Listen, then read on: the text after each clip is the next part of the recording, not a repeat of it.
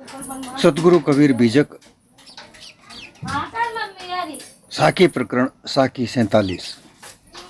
बिनु ढांडे जग ढांडिया सोरठ परिया ढांड वाट निहारे लोबिया सुरते मीठी खांड। सदगुरु कहते हैं कि है संतों, जो अविनाशी जीव है, जो अजर अमर है, जिसे सभी ने अजर अमर अविनाशी माना है, इसके ऊपर कोई दंड देने वाला नहीं है। परंतु लोभी लालचियों ने अपने मतपंथ बनाकर शिव, ब्रह्म, ईश्वर,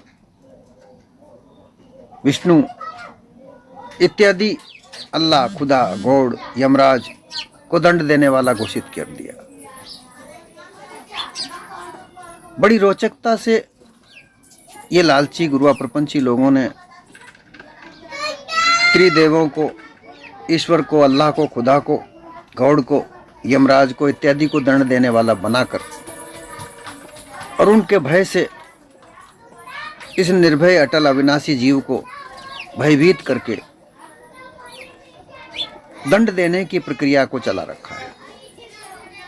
उनसे ही कहा जाता है कि वो दंड देने वाला, फल देने वाला वह आकाश में बैठा हुआ ईश्वर, अल्लाह, गॉड, खुदा है, जबकि ऐसा कुछ नहीं है। ये जीव मानव देह शरीर में या जहां भी जिस देह में रहता है, ये दुख सुख अपने कर्मों के द्वारा भोगता है। जैसा ये कर्म करता है वैसा ही यह दुख सुख को भोगता है। चोरी करने वाला चोर जब पकड़ा जाता है तो उसको दंड मिलता ही है। झूठ बोलने वाला अपने जीवन को दुखी बनाता ही है। छल कपट करने वाले लोग अपने जीवन को सुखमय कैसे बना सकते हैं। और सत्य, यथार्थ, ईमानदारी, नेक नीति से चलने वाले लोग, जिनको चाहे धन कम मिलता हो परंतु उनका जीवन सुखमय प्राप्त होता है। ये संस्कार के पूर्व अपने अपने संस्कारों के द्वारा, अपने अपने कर्मों के द्वारा ही सब कुछ प्राप्त होता है। ये व्यवहारिक रूप में देखा जाता है। परंतु जबरदस्ती से किसी ये किन्हीं लोभी लालची लोगों ने दंड देने वाले वह ईश्वर है, वह खुदा है, वह गॉड है, ऐसा कहकर लोगों को भयभीत कर रखा है। संसार में सब जीवों को दंडित होकर अनेक दुख दंड भोगना पड़ रहा है। ऐसा कहकर वो कहते हैं कि ये दंड देने वाला ईश्वर है। ऐसा भी कहा जाता है कि कर्मण्यवाधिका रास्ते मा फलेषु कदाचन। भाई तुम कर्म करते जाओ, फल की इच्छा मत करो। बिना फल की इच्छा के कैसे किया जा सकता है। एक व्यक्ति दिन भर मजदूरी करता है तो उसको शाम को उसकी मजदूरी का फल तो मिलना ही चाहिए। उसकी आशा से ही वह कर्म करता है। परंतु गुमराह जीवन बिताने पर मजबूर करके, लोगों को भयभीत करके, अपने अपने मतपंथों के आधार पर मानव जीवन को गुमराह कर दिया गया है।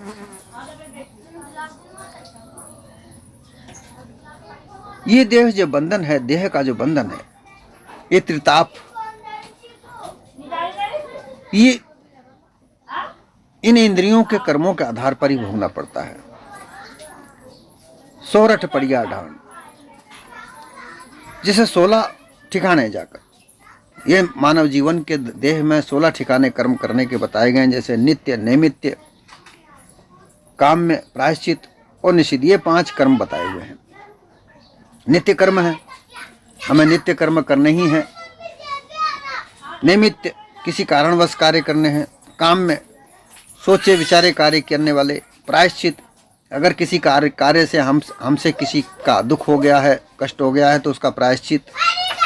फिर निषिद्ध, जो कार्य नहीं करने योग्य होते हैं वह कार्य कर देने से कष्ट होता है। ऐसे करके ये 5 प्रकार के कर्म हैं: नित्य, नैमित्य, काम्य, प्रायश्चित और निषिद्ध। नित्य कार्य करने वाले जो नित्य हैं, व्यवहारिक रूप से होते हैं। नैमित्य, किसी कारणवश। काम्य, जो सोचे समझे कार्य होते हैं। प्रायश्चित, किसी कार्य से हमारा दुख होता है तो उसका प्रायश्चित करना।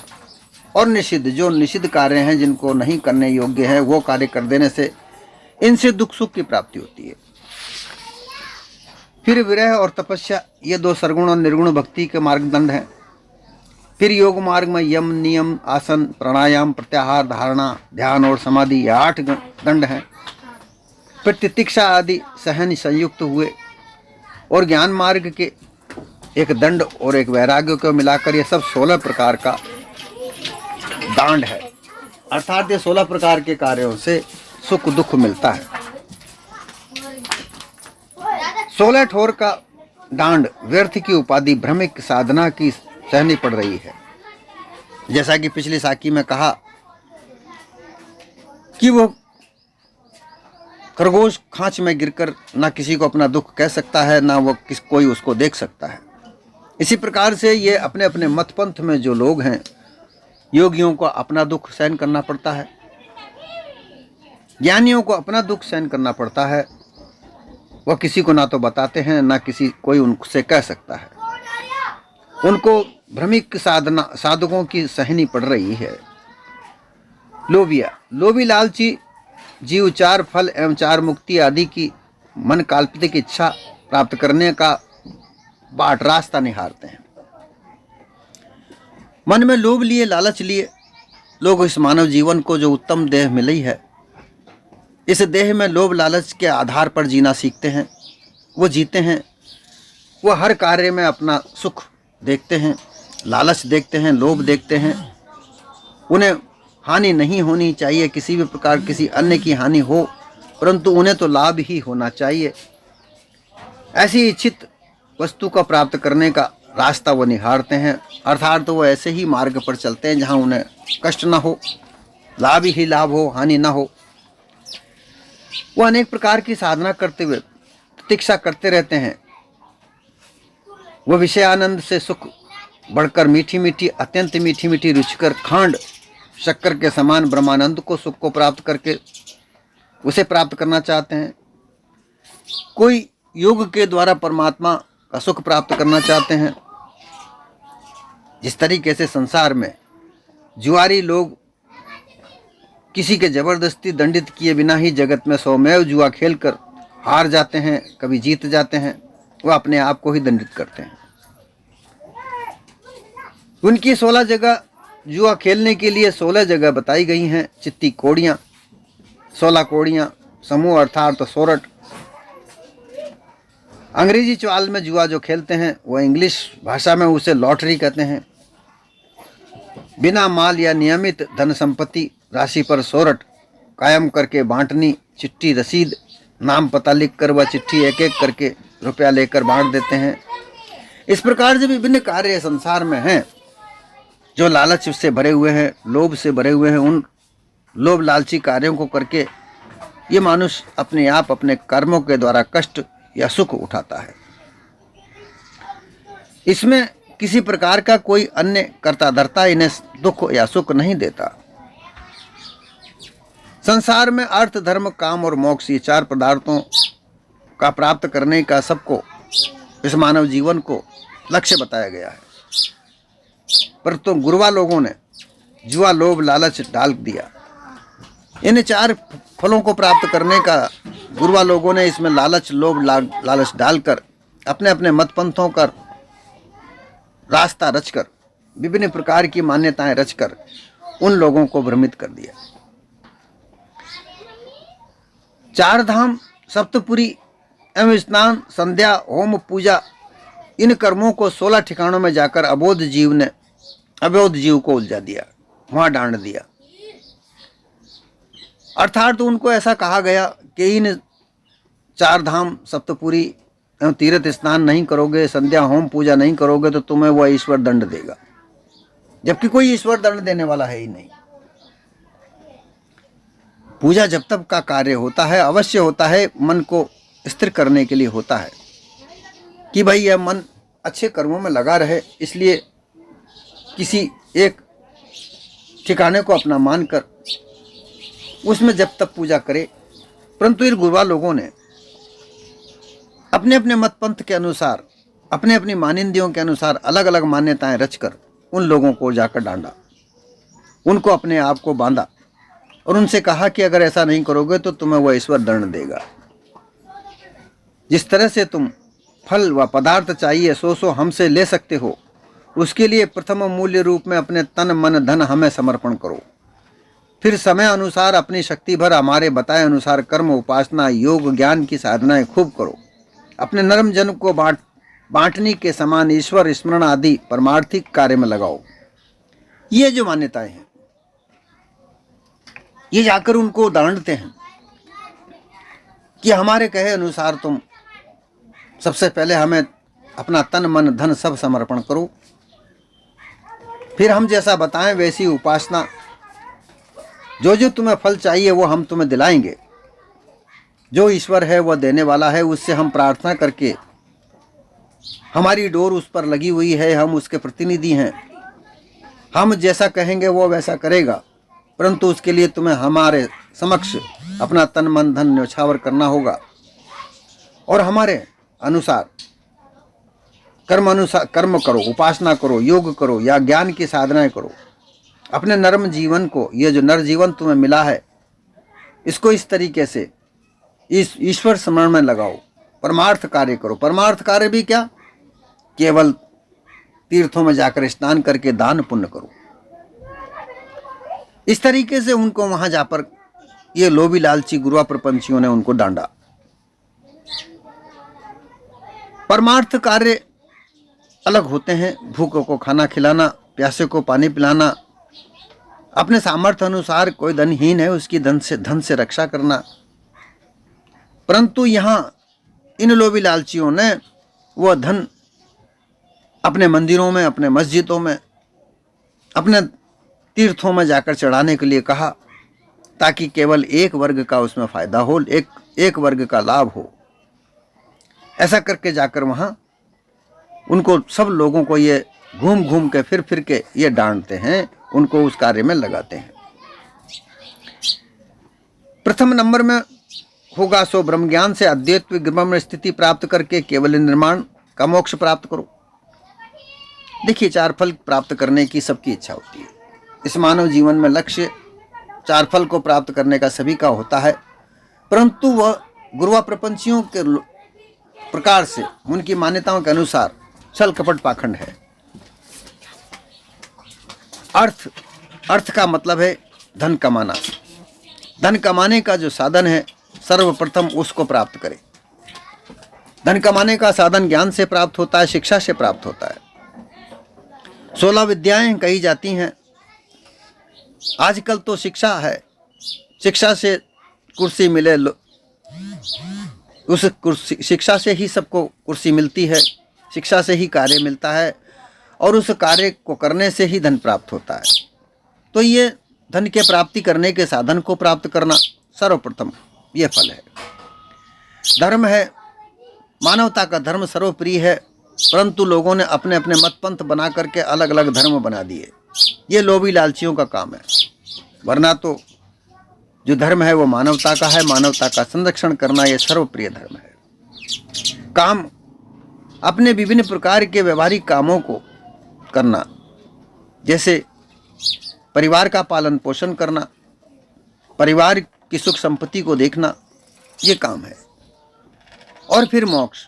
मोक्ष का मतलब है मोह का त्याग कर देना।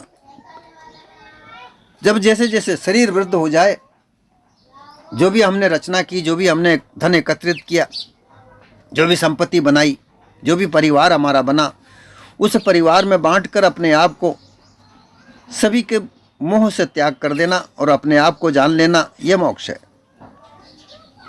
परंतु इन गुरुआ प्रपंची लोगों ने अपने अपने मत के अनुसार इन फलों को प्राप्त करने का तरीका अलग अलग बताया है। कोई योगी कहता है कि योग करो परमात्मा मिलेगा, परमात्मा तुम्हें चारों फलों का प्राप्त करेगा। ब्रह्मज्ञानी कहते हैं कि ब्रह्म ज्ञान को जानो और ब्रह्म ज्ञान से उस ब्रह्म की प्राप्ति करो, उसमें चारों फलों की प्राप्ति होगी। ईश्वरवादी कहते हैं कि ईश्वर की आराधना प्रार्थना करो, वो ईश्वर सभी फलों को देने वाला है, वो सब फलों को देगा। फिर आता है दूसरा नंबर, स्वर्ग आदि सुख प्राप्त होगा। स्वर्ग की प्राप्ति करने के लिए लोगों को कहा जाता है कि तुम हमारे कहे अनुसार दान पुण्य करो, तुम्हें मरने के बाद में मुक्ति मिलेगी और तुम्हें स्वर्ग की प्राप्ति होगी। फिर तीसरा नंबर है तुमको राज्य आदि सुख मिलेगा। देखिए, जो सुख की बातें हैं वो सब ये गुरुआ प्रपंची लोग कहते हैं। पहला तो बताया है कि तुमको ब्रह्म ज्ञान प्राप्त होगा और उस ब्रह्म ज्ञान को प्राप्त करके तुम्हें केवल निर्माण स्थिति प्राप्त हो जाएगी। दूसरा, स्वर्ग तुम्हें प्राप्त होगा, मरने के बाद में तुम जब मर जाओगे तो तुम्हें स्वर्ग की प्राप्ति होगी।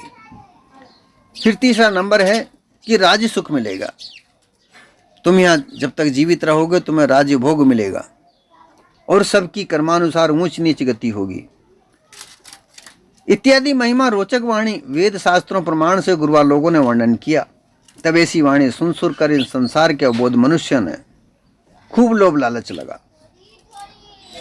ये गुरुआ प्रपंची लोग क्या करते हैं, संसार में इस प्रकार का वर्णन करते हैं कि तुम हमारे पास आओ, हमारे सामने तन मन धन न्यौछावर करो, अर्पण करो, फिर हम तुम्हें सभी प्रकार का सुख प्रदान कराएंगे, क्योंकि हम उस ईश्वर के प्रतिनिधि हैं। तो सर्वप्रथम तो तुम्हें ब्रह्म ज्ञान की प्राप्ति होगी। ब्रह्म ज्ञान एक ब्रह्म विद्या है, उससे किसी भी प्रकार का कोई सांसारिक कार्य सफल नहीं होता। सांसारिक कार्य तो नेक नीति से धन कमाने के साधन को प्राप्त करके उससे धन कमाकर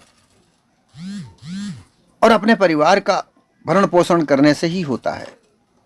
जबकि ये प्रपंची लोग ब्रह्म ज्ञान में लगाकर, जबकि वो किसी प्रकार का नहीं है, कहीं दिखता नहीं है, ना कोई कार्यकारी काम करता है। ब्रह्म को शून्य कहा है। शून्य का मतलब है जहां कुछ भी नहीं है। ऐसी स्थिति को प्राप्त कराकर ये लोग क्या कराना चाहते हैं, अकार्य कार्य करने के लिए उकसाते हैं। दूसरा कहते हैं कि तुम्हें मरने के बाद में स्वर्गलोक की प्राप्ति होगी, जबकि जो भी कुछ मिलता है वो सब यहीं मिलता है। अपने शुभ कर्मों के द्वारा कार्य किए जाने से, नेक नीति से कार्य किया जाए, छल कपट पाखंड रहित, झूठ बोलने से रहित जीवन को व्यतीत किया जाए तो स्वर्ग यहीं पर है। परंतु ये गुरुआ प्रपंची लोग ऐसा कहते हैं कि मरने के बाद तुम्हें स्वर्ग प्राप्ति होगी, केवल हमारे लिए तन मन धन न्यौछावर करो। फिर राज्य सुख भी तुम्हें मिलेगा। राज्य सुख देने वाले तुम कैसे दिला सकते हो भाई? राज्य सुख तो वही शिक्षा से ही मिलेगा, बिना शिक्षा के कुछ नहीं मिलता भाई। परंतु इन लोगों ने झूठा प्रपंच रचकर रोचक वाणियों के द्वारा महिमा गा गा कर लोगों के मन में लालच प्रवृत्ति जगाकर, देखिए लालची लोग लालच की प्रवृत्ति जगाते हैं और लालच जगाकर, क्योंकि लालच तो उनके मन में भरा रहता है, उस लालच को अपने मन में से निकाल कर सबको प्रचारित करते हैं, क्योंकि लालच तो उनका पूरा करना है। और सब लालच को पूरा करने की दिलासा को सुनकर लोग इनकी तरफ आकर्षित होते हैं और फिर ये इनकी तरफ आकर्षित होकर इनके शिष्य प्रशिष्य बनते हैं और दुनिया भर की अलग अलग प्रकार की साधनाओं में लगने के लिए, साधनाओं को प्राप्त करने के लिए इनके जाके शिष्य बनते हैं। इनके मठ मंदिरों में जाकर के ये वहाँ अपने परिवार, घर परिवार को त्याग कर वहाँ रहने चले जाते हैं, जिसमें अपने तन मन धन सब ये लुटा भी देते हैं। कई भक्त ऐसे हुए हैं जो अपनी सब संपत्ति को लुटा करके फकीर बन के घूमे।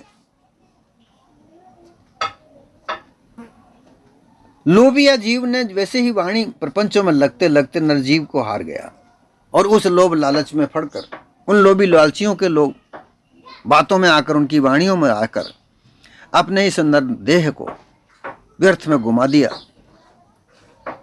और फिर अध्यासवश नाना प्रकार की देह धर के दुख भोगता रहा। उल्टे दंड इनके देह में पड़ गया। बांटनिहारे लोभिया, जो लोभिया लोग हैं वो इनकी बांट देखते हैं कि कौन कौन हमारे यहाँ हमारे शरण में आ रहा है, क्योंकि इनकी वाणियां, रोचक वाणियों के द्वारा लोभ लालच का प्रसार तो किया ही जा रहा है। उस लोभ लालच के प्रसार से आकर्षित होकर लोग इनके मठ मंदिरों में जा जाकर इनके चेले शिष्य बनते हैं और ये तो वो बात ही देखते ही हैं, लोभ निहारे लोबिया, बाट निहारे लोबिया, ये उनकी बाट तो देखते ही रहते हैं।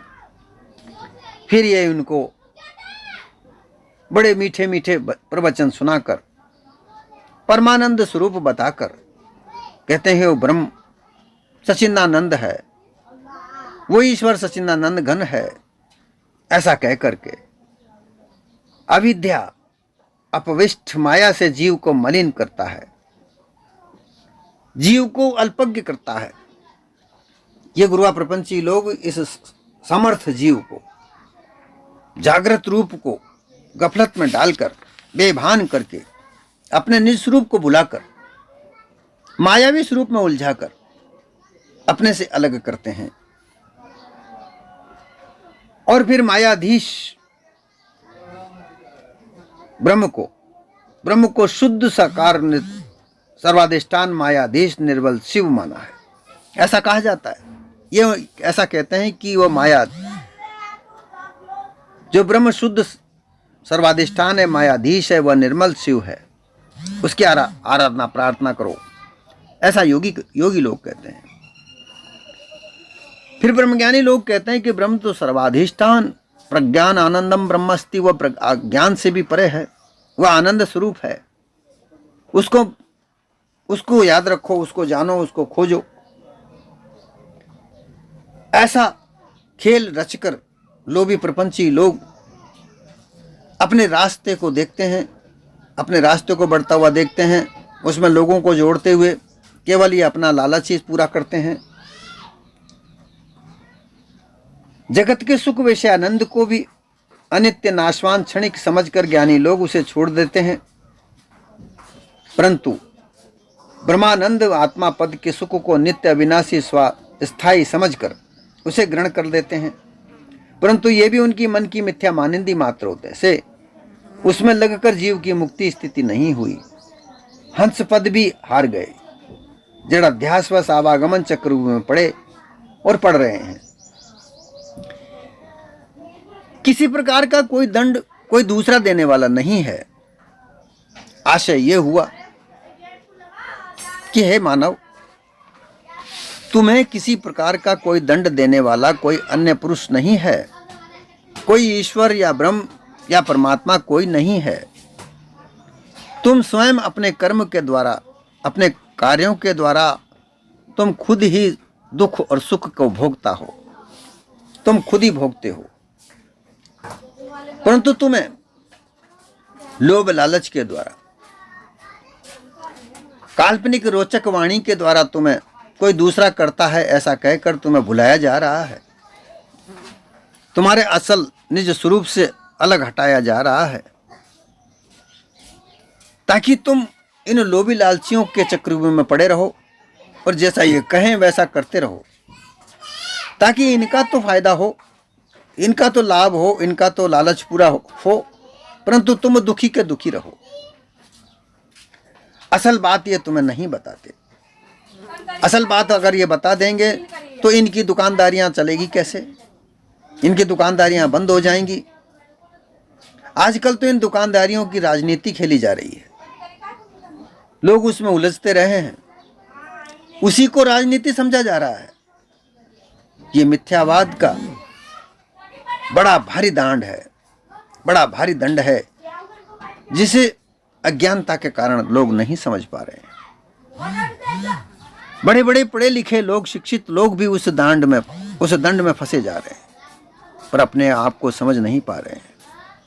सदगुरु कबीर की ऐसा की उनके समय में कही गई, परंतु ये आज भी उतनी ही सक्रिय है, उतनी ही मानवीय है, उतनी ही मानव जीवन के लिए उपयुक्त है जितने उस समय थी।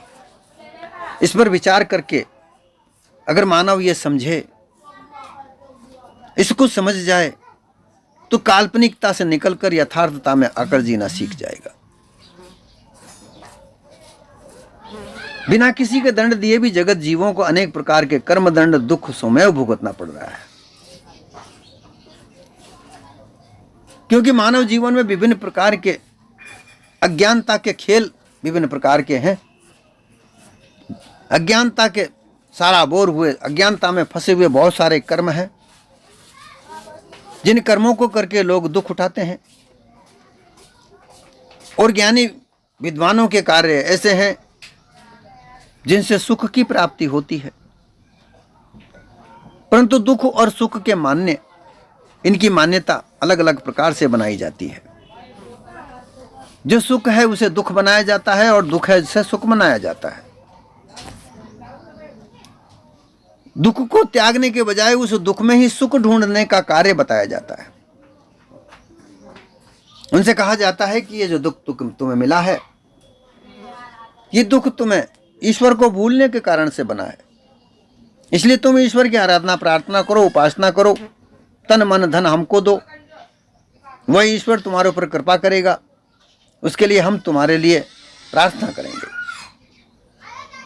ऐसा कहकर जो ईश्वरवादी लोग, चाहे वो अल्लाह को माने, चाहे गॉड को माने, चाहे ईश्वर को माने, किसी को भी माने, चाहे सरगुण को माने, चाहे निर्गुण को माने, वो सब अपने आप को प्रतिनिधि बताकर वो कहते हैं कि हमारे कहे अनुसार कार्य करो, तुम्हारा सब काम सफल होगा। परंतु वे ये नहीं कहते कि तुम अपने कार्य को नेक नीति से चलाओ। ये कभी नहीं कहते। वो ये कभी नहीं कहते कि तुम्हारे जीवन को नेक नीति से बनाओ। वो उनको नेक नीति से दूर बदनीति के साथ कार्य करने के लिए कहते हैं और उनको उकसाते हैं, साल में एक बार, 6 महीने में एक बार उस ईश्वर अल्लाह खुदा गॉड के लिए बड़ा अनुष्ठान करो। अर्थात रिश्वतखोरी का कार्य वहां भी चलाया जाता है। और वह रिश्वत कहाँ जाती है? इन नुमाइंदों के यहाँ जाती है, जो प्रतिनिधि अपने आप को घोषित करते हैं ईश्वर अल्लाह खुदा गॉड के। उनकी जेबें भरी जाती हैं, उनके घर में उनके खजाने भरे जाते हैं। परंतु यह उपदेश कोई नहीं देता कि तुम्हें दंड देने वाला तुम और कोई दूसरा नहीं है। तुम्हारे दंड का कारण तुम्हारा कार्य है। तुम्हारा दंड का कारण तुम्हारे जो कार्य हैं, वही कार्य के अलावा कोई और कुछ नहीं है। अगर तुम्हारे कार्य बिना दंड के हों तो तुम्हें दंड नहीं मिलेगा, और तुम्हारे कार्य ऐसे हों जिनमें दंड लिखाई है तो वह दंड तो मिलेगा ही मिलेगा। निषेध कार्य, जैसा कि 5 प्रकार के कार्य बताए गए, नित्य निमित्त कार्य, जैसे नित्य कार्य हैं वो रोजाना के करे हुए कार्य हैं। नैमित्त किसी कारण से किए जाने वाले कार्य। निषेध कार्य जहाँ कहे जाते हैं जो नहीं किए जाने वाले कार्य हैं। ऐसे कार्यों को अगर तुम करोगे तो तुम्हें दंड तो अवश्य मिलेगा। दंड का अर्थात दंड का अर्थ क्या है कि तुम्हें हानि प्राप्त होगी, तुम्हें दुख अवश्य प्राप्त होगा। नशाखोरी करने वाले लोग अपने शरीर को, जब तक शरीर में शक्ति होती है तब तक वो नशे को सहन कर सकते हैं, और जैसे जैसे शरीर गलने लगता है वो नशा उनके शरीर को कष्ट देने लगता है। ये दुख है, ये दंड है, ये नशाखोरी का दंड है। झूठ बोलने वाला व्यक्ति झूठ बोल बोल कर अपने जीवन को चलाता रहता है। जब तक उसका झूठ का पर्दाफाश नहीं होता तब तक उसका जीवन चलता रहता है और अपने जीवन में बड़ा खुशहाल होकर चलता रहता है। और जिस दिन उसका झूठ का पर्दाफाश हो जाता है, उसकी झूठ की पोल खुल जाती है, उसको कष्ट मिलता है, दुख मिलता है, हानि होती है। यह उसके झूठ का कारण है, यह उसका झूठ का दंड है। इसी प्रकार से छल कपट पाखंड करने वाले लोग उनके छल कपट पाखंड को तब तक ही चला सकते हैं कि जब तक उनका छल कपट पाखंड का पर्दाफाश ना हो, तब तक ही वो अपने उस प्रपंच को चला सकते हैं। और जैसे ही उनका प्रपंच खुलता है, भेद खुल जाता है, उनको दुख मिलता है। इस प्रकार से मानव का जो जीवन है उसमें दुख सुख का कारण मानव स्वयं अपने आप है। कोई अन्य करता धरता ऊपर, कोई आसमान में कोई नहीं बैठा, कोई न्याय करने वाला नहीं बैठा। न्याय करने वाला भी मानव है और न्याय प्राप्त करने वाला भी मानव है, दंड भोगने वाला भी मानव है, दंड देने वाला भी मानव है। ये सब मानव का ही खेल है। अपने अपने कर्मों के अनुसार मानव दंड भोगता है, सुख भोगता है, लाभ हानि जो भी कुछ मिलती है मानव को अपने कर्मों के अनुसार भोग मिलती है। जबकि लोभी लालची गुरुआ प्रपंची लोगों ने इन गुरुआ प्रपंचियों ने झूठा प्रपंच रचकर दंड देने का कार्य किसी और को सौंपकर ये दंड देने वाला ऊपर आसमान में बैठा है, ये मिथ्या है, ये सारी बात झूठ है।